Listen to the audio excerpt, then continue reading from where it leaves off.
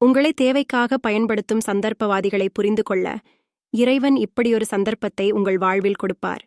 வயதான நரி ஒண்ணு ரொம்ப நேரமா இரை தேடி காட்டுல அலைஞ்சுக்கிட்டு இருக்கப்ப இரை ஏதும் கிடைக்காததால ரொம்பவே சோர்வோட நடந்து வந்துகிட்டு இருக்கப்போ தடுமாறி ஒரு பாழும் கிணத்துல விழுந்துடுது.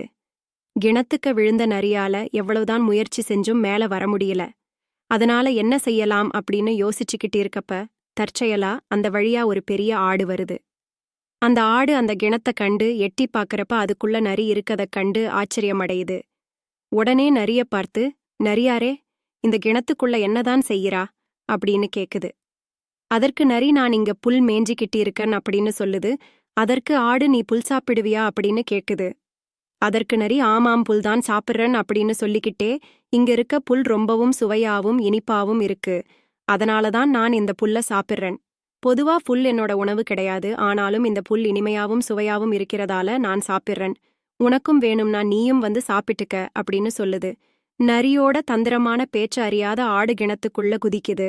உடனே இதுதான் சந்தர்ப்பம் அப்படின்னு நினைச்சுக்கிட்ட நரி ஆட்டோட தலைமையில காலை வச்சு ஏறி கிணத்தை விட்டு வெளியே குதிச்சு தப்பிச்சு போயிடுது. நரியோட தந்திரத்தால கிணத்துக்குள்ள மாட்டிக்கிட்ட ஆடு வெளியே வர முடியாம அந்த கிணத்துக்குள்ளேயே இறந்து போயிடுது.